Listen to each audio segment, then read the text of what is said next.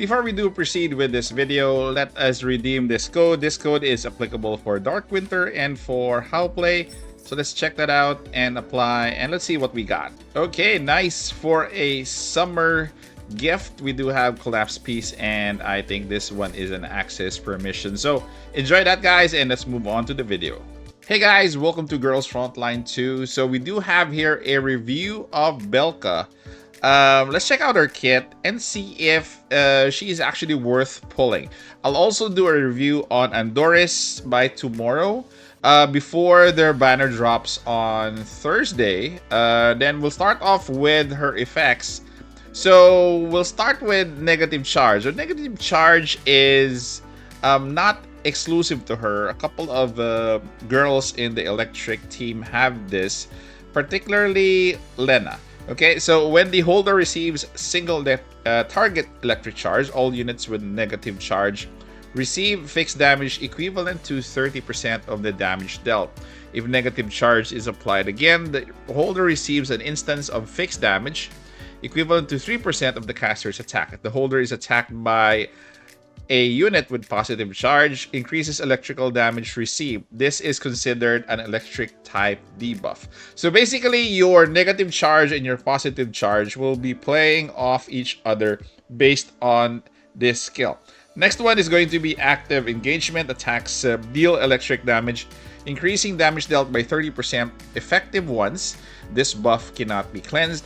Continuous Discharge. At the end of the action, deals an instance of electric damage equivalent to 80% attack and 2 stability damage to the nearest enemy within 8 tile radius. Cannot be dispelled. Invisibility. Cannot be targeted by normal attacks or skills. This effect is considered as a buff and cannot be dispelled.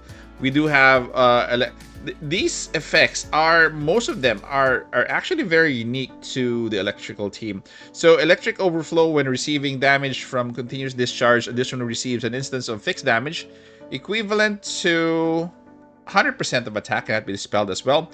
Energy Storage, increased damage dealt by electric damage dealt by 5%, can be stacked up to 6 times. This is considered an electric type buff and cannot be dispelled. The rest are your usual buffs like movement up, crit rate, and damage up. So we'll start off with our first skill, which is a basic attack. It's usually the same. It's a physical damage equivalent to 80% of attack. The target, the range for this is going to be 6 tiles. Next one is Sylvan Vault. Selects an enemy target within 6 tile radius and deals physical damage equivalent to 130% of attack to it. Increase the damage of this attack based on 3% times the number of negative charge on the field, up to maximum 50% if the target is a boss until a unit and has negative charge. Increase the damage immediately to 15% instead. If the attack crits, increases Convectance Index by 1 point after the skill is used. Selects an empty tile within a 6 tile radius and lands on a designated tile. This one has a 6 tile radius range as well. So this one, it's going to be improved by a Vertebrae 5, which increases stability damage, increases crit damage, and increases the damage of the attack. So 6 times the number of negative charge, and up to a maximum of 30%. Next is going to be Crackling Core. This is an active targeted buff. Selects an enemy target within 6 tiles and deals electric damage equivalent to 130% attack. For each movement point consumed, increase damage multiplier by 5%. Belka gains 1 layer of active engagement. And after the skill is used, Belka can use Sylvan Vault or Nutcracker Shell. So this skill is upgraded by V1 and at V4. Okay, this one is going to be the ultimate Dancing Solstice. This is a targeted and skill and a debuff. Selects an enemy target within 8 tile radius and deals electric damage equivalent to 160% attack and applies conductivity for 1 turn. For each movement point consumed, increase damage multiplier by 5%. Belka gains Continuous Discharge for 2 turns. Okay, so this one is upgraded by your Vertebrae 2 and your Vertebrae 6. Then your passive, Forest Secret, passive debuff, passive debuff and buff. At the start of the turn, increase Confectus Index by 1 before attacking. Applies negative charge on the target and the nearest enemy for 1 turn. If the target is killed, gains invisibility for each negative charge applied by allies. Increase crit rate by 5% and up to a maximum of 30%. This is improved by V3 and V4. So for fixed keys, fixed key 1, invisibly ends. Belka recovers HP equivalent to 30%. Fixed key 2, continuous discharge, is present in Belka. She becomes immune to movement and displacement effects. For fixed key 3, she gets movement up. For fixed key 4, she gets Crackling Core. When using the skill to attack a target with negative charge, increase attack by 10%. And fixed key 5, at the end of the turn, if there are boss units with negative charge, gain crit rate bonus up and damage up. Dancing Solstice is fixed key 6. So for a common key, attack is going to be +5 if movement points are consumed.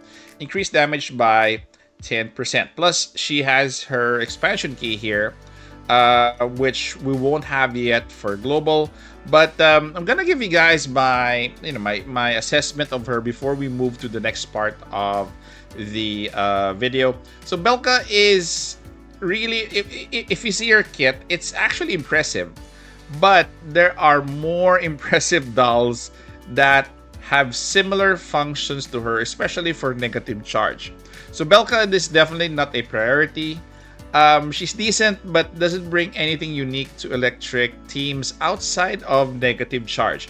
As I've said, Lena has that ability as well, and Lena is actually better than her. And Lena handles better. Okay, so if you got Mosin Nagant at V4, which I think most of us do have, not pulling intently, there is no reason for you to go for Belka unless you like her. Okay, so if she is your waifu, if Belka is your waifu, and if you like this skin here, then definitely go for Belka. I would highly suggest it. Okay, with Jiangyu coming to, she is definitely going to be out of the electric team. So, moving forward, if you still want to get Belka, let's check out all of the other things that we need to discuss about her, including build. So, alternatives will be fixed keys here. Recommended is fixed key 3. This one is for movement up. Fixed key 4 for Crackling Core for increased attack by 10% when target has negative charge. And this one is going to be the alternatives. Either you go with fixed key 6 or fixed key 5. So Dancing Solstice, or this one is for bossing. I think, well, you could actually swap between the two wherever, whatever stage you're going to be clearing. Okay, so for her gun, the best gun for her is definitely going to be Forest Fairy. This is, I think, her own gun. If the unit has a full HP at the end of the action, they gain a random buff lasting for 1 turn. Plus, before attacking, for each movement point consumed, increase damage dealt up to a maximum of blah blah blah. If the target has negative charge, increases electric damage dealt by 15%. So this buff here in particular is going to apply to her for Forest Fairy. The other option would be Leaping Tiger. The free-to-play option basically is going to be Golden Melody. So if you are, if you want to invest in her, V3 is going to be, V3 is your, your next stopping point after V0. V0 is just for collection purpose. If you want to get her just for the dorm and for the skin, definitely go with V0. At V3, her V3 6 gives her the highest increase in damage at plus 33% and 20% percent respectively. There's a disclaimer here. There is a disclaimer here already. It's not recommended for players to pull for V3, V6 as the damage boost is not significant enough. One copy is enough for most players. Again, I would not recommend that you pull for her at this point. She is kind of for those who love her, period, and for those who love the skin, period. So that is it for Belka. She's sadly the sixth man of your 5-man rotation for electric, and we'll have to proceed to the Andoris review next. So watch out for that. Thank you guys for staying this far. Take care. Stay safe. This is the Warden, and I'm out of here.